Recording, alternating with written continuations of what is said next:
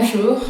Tu viens de passer un mois à la Maison des auteurs et des autrices de Limoges. Est-ce que tu peux te présenter et présenter ton parcours?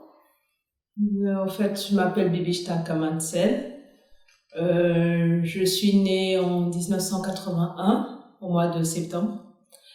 Et en ce qui concerne qui je suis au départ, j'ai fini en 2004 des études d'ingénieur en électronique industrielle.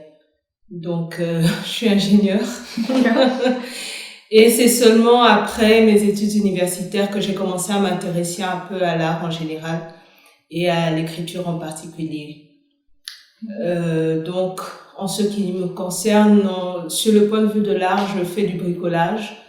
Et puis, je m'essaie à l'écriture de la poésie, des pièces de théâtre, des nouvelles. Et voilà, j'essaie d'écrire des récits. Voilà, c'est un peu ça. Et du coup, qu'est-ce que à la Maison des auteurs de Limoges, sur quoi tu as travaillé, ton projet d'écriture? En fait, mon projet d'écriture, c'est l'écriture d'une pièce de théâtre qui est pour moi très importante parce que ça parle de moi en quelque sorte, parce que les personnes dont je parle peuvent être identifiées par moi. Oui, parce que je parle de quelque chose qui s'est passé dans mon pays, dans l'entreprise où mon père a travaillé, où beaucoup n'ont pas perdu leur emploi, sont arrivés à l'âge de la retraite, mais n'ont pas eu la retraite qu'il fallait, mais à la place un forfait. Alors, au lieu que je parle que des moments difficiles que nous avons passés, j'ai essayé de remonter dans le temps pour essayer d'examiner le passé, et le passé dans lequel moi aussi je suis, parce que moi, je suis née dans les années 81. L'entreprise dans laquelle mon père a travaillé allait encore très bien. Et donc, j'ai bénéficié de beaucoup d'avantages, notamment de l'éducation scolaire et d'autres choses qui font qu'aujourd'hui, je suis ce que je suis. Donc, je vais pas salir tout le passé pour quelques moments de galère, quoi. C'est un peu ça. Et du coup, ça raconte... qu'est-ce que tu racontes? Une histoire de famille, c'est ça? Oui, C'est ton oui, histoire? c'est ça. En fait, je raconte l'histoire d'une famille de la Gécamine, de l'entreprise Gécamine dans laquelle mon père a travaillé. Et dans les années 70, on va aller même jusque dans les années 78, où ça allait très très bien à la Gécamine, parce que c'était au moment où le taux de cuivre qu'exploitait la Gécamine était très élevé, le cuivre, le cobalt, et c'était dans des teneurs très élevées, et donc la vie des employés de la Gécamine était meilleure, et elle était même excellente, parce que la société mettait à la disposition de ses employés beaucoup de choses qui faisaient que la vie était très confortable. Dans ma pièce de théâtre, je décris au fait la vie d'une famille qui va très bien, et j'identifie ça à la vie en rose au fait. La première partie, c'est la vie en rose, et puis après viendront les tracas, les difficultés, mais il y a toujours des facteurs extérieurs qui interviennent, et puis après la situation de la famille va aller en se dégradant sur tous les plans, parce que lorsque ça ne va pas au travail, ça se fait ressentir même dans l'éducation des enfants, et c'est pas évident quoi, qu'on puisse s'en sortir. Mais à la fin, lorsque le papa n'a pas son décompte final comme il se doit et qu'il a un forfait, il déprime, et ça a une incidence aussi sur sa vie de couple et sur la vie aussi, l'avenir de ses enfants, à qui il avait promis peut-être monts et merveilles, et ça n'arrive pas nécessairement parce que il se voit déstabilisé au moment où il devait jouir de toutes ces années de sacrifice. Comment tu as vécu ta résidence ici? Qu'est-ce qui a nourri ton projet? spécifiquement à la Maison des auteurs, des autrices? Ce que moi j'ai obtenu à la Maison des auteurs, c'est d'abord une bibliothèque très très bien fournie, où il y a on va dire tous les auteurs qu'on veut lire, qui ont déjà écrit des pièces de théâtre avant nous et qui ont eu de l'expérience. On a eu la chance pas seulement d'être dans la Maison des auteurs, mais aussi d'aller visiter la bibliothèque de Limoges, qui est vraiment richement fournie avec le fonds La Boutancy. Et donc on a eu quand même cette chance-là. En dehors du fait qu'on soit résidente ici, on est aussi allé à Avignon, la Chartreuse, où on a participé à la lecture des pièces de théâtre de 3 écrivaines, autrices africaines. Et on a vu comment ça s'est passé et quel a été le jeu des acteurs. Et c'était merveilleux. Et en plus de cela, il y a aussi la mise en scène de metteuses en scène africaines, et il y en a une qui est d'ici, qui a fait aussi la mise en scène d'une des pièces de théâtre, et ça nous donne aussi une idée au fait de ceux qui ont commencé à écrire avant nous les pièces de théâtre, comment elles s'y prennent et comment est fait l'interprétation, la mise en scène. Parce que tu peux avoir écrit quelque chose, mais la mise en scène te révèle peut-être un côté caché de ce que tu as écrit. Et on a eu des échanges avec les autrices et ça nous a aussi nourris.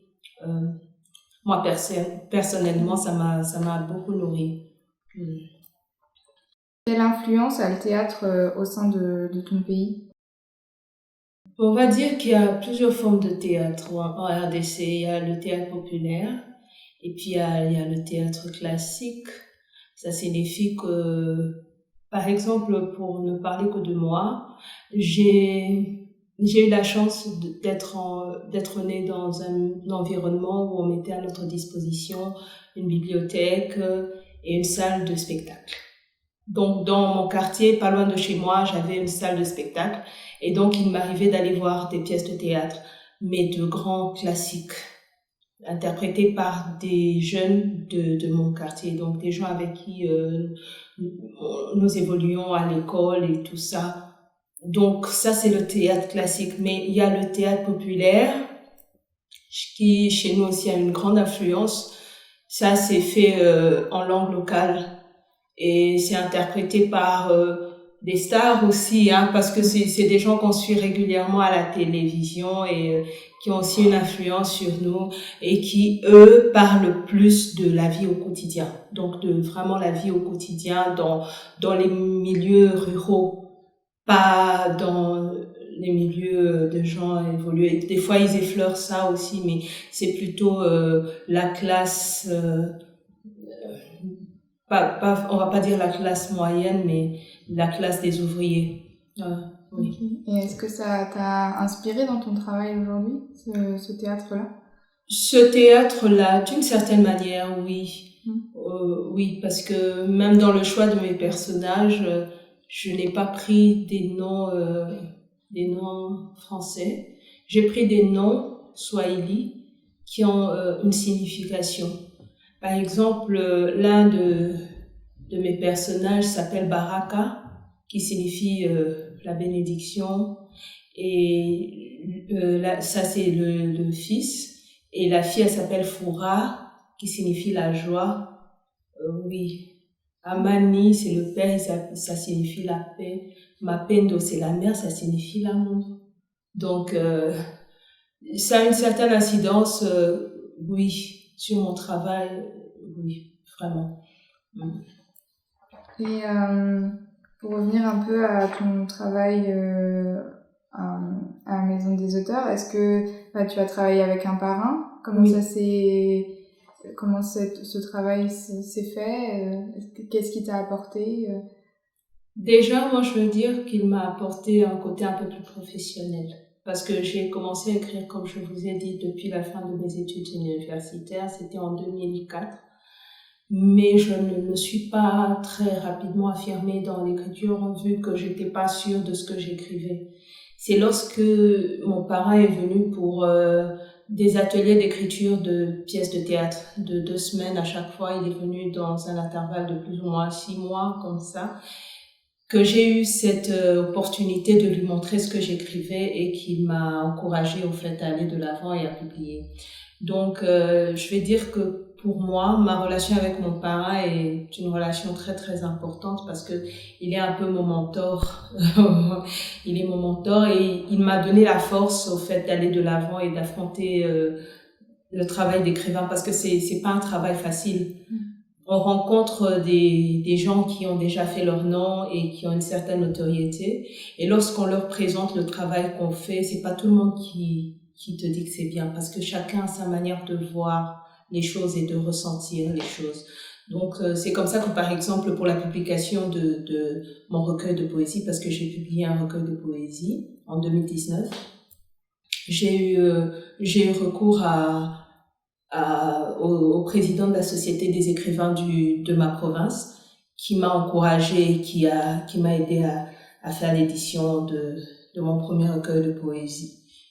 Et ça, on va dire que à partir de ce moment-là, j'ai commencé à me sentir un peu mieux dans ma peau et j'ai commencé à oser aller un peu plus loin. Bien que j'avais déjà écrit des pièces de théâtre, mais c'était des petites pièces et c'est pas publié. Donc voilà, ce travail à la Maison des auteurs, la collaboration avec mon parrain, c'est quelque chose de très très important pour moi et je pense qu'à partir de là, je pourrais un peu plus m'affirmer dans le milieu de l'écriture dans notre province et pourquoi pas dans le monde.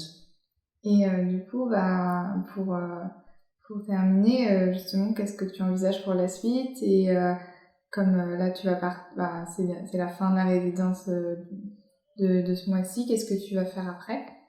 Déjà, on n'a pas fini d'écrire. Nous allons remettre nos pièces de théâtre à la fin, donc pendant le mois de décembre. Donc déjà, il faudrait que je finisse d'écrire cette pièce de théâtre. Et puis ensuite, on verra ce qui va se présenter à nous. On a des rencontres prévues pour le printemps de l'année prochaine avec des metteurs en scène. Et je pense que ça va déjà dessiner d'une certaine manière notre futur.